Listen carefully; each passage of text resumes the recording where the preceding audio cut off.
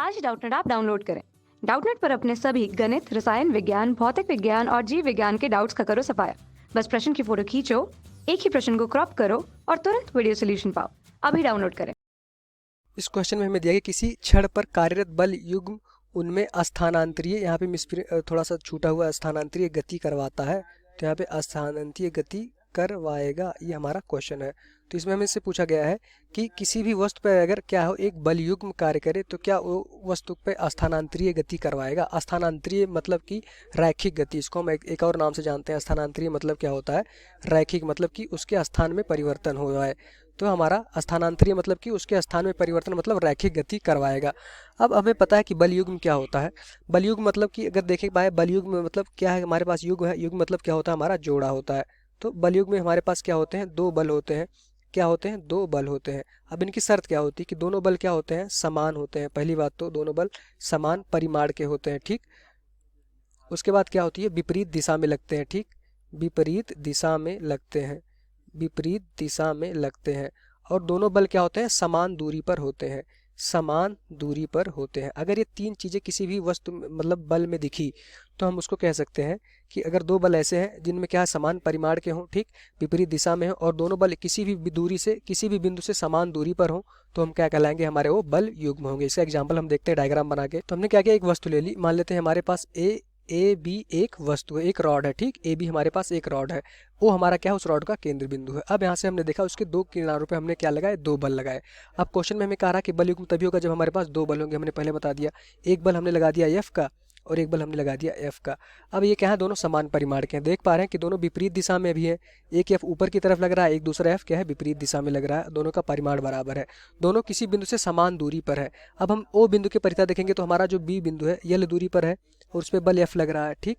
और यहाँ से देखेंगे ये एल बिंदु पर, ये दूरी हमारा यल बिंदु पर है, उस पर भी बल एफ लग रहा है। तो ये दोनों बल हमारा वस्तु की स्थानांतरीय गति कभी नहीं करवाएंगे। अगर बल युग्म में होंगे तो वस्तु की स्थानांतरीय गति नहीं करवाएंगे। सिर्फ क्या करवाएंगे, वस्तु हमारा देखेंगे इस दिशा में गति नहीं करेगी, सिर्फ वस्तु हमारा बिंदु ओ के परिता क्या होगा, घूमेगी। तो बिंदु ओ के परिता घूमेगी मतलब कि वस्तु कुछ देर बाद हमारा रॉड क्या हो जाएगा, ऐसा हो जाएगा बिंदु ओ के परिता। बिंदु ओ पे वस्तु हमारी क्या रहेगी, इस तरह से हमारा रॉड हो जाएगा, उस पर बल क्या लगेंगे, इस दिशा में लगेंगे, और एक पे बल क्या होगा, हमारा इस दिशा में लगेगा।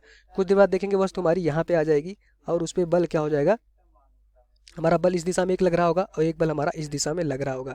पर ओ बिंदु के परिता वस्तु हमारी घूर्णन गति करेगी, पर उसमें कोई भी स्थानांतरीय गति नहीं होगा। मतलब कि ए बी बिंदु की जो रॉड है इस दिशा में ना तो गति करेगी ना तो इस दिशा में गति करेगी।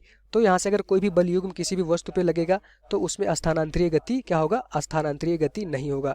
तो इसका आंसर क्या होगा कि स्थानांतरीय गति नहीं हो पाएगा। अब मान लेते हैं कि हमारे पास एक और बल युग्म था। यहाँ पे हमने कहा कि इस पे क्या है कि हमारा 5 न्यूटन का बल यहाँ पे लग रहा है और यहाँ पे हमने कहा कि 2 न्यूटन का बल यहाँ पे लग रहा है, ठीक। और ये हमारे, अब यहाँ से देखेंगे हमारे इस केंद्र बिंदु O है, इस केंद्र बिंदु से यल दूरी पे ऊपर की तरफ लग रहे हैं और यल दूरी पर नीचे की तरफ लग रहा है। तो यहाँ से देखिए हमारे पास दो बल है पर दोनों क्या है, दिशा में विपरीत दिशा में है, पर उनका जो परिमाण है दोनों बराबर नहीं है। तो उनका परिमाणी बल देखेंगे तो इधर हमारा क्या आ जाएगा, हमारा परिमाणी बल 3 न्यूटन का आ जाएगा। मतलब कि ये रॉड हमारी 3 न्यूटन के बल से इस दिशा में जा रही होगी और ये रॉड घूम भी रही होगी, क्योंकि यहाँ से बिंदु ओ के परिता क्या होगा कि एक बलाघूर्ण इस दिशा में दे रहा होगा और ये बलाघूर्ण इस दिशा में दे रहा होगा। बलाघूर्ण भी मिलेगा पर यहाँ पे देखेंगे कि स्थानांतरीय गति होगी, चूंकि हमारा जो परिणामी बल है वो 3 न्यूटन का इस दिशा में लग रहा है, तो वस्तु थोड़ा सा आगे भी जाएगी और घूमेगी भी। तो हमारा क्या हो गया, स्थानांतरीय गति हो गई।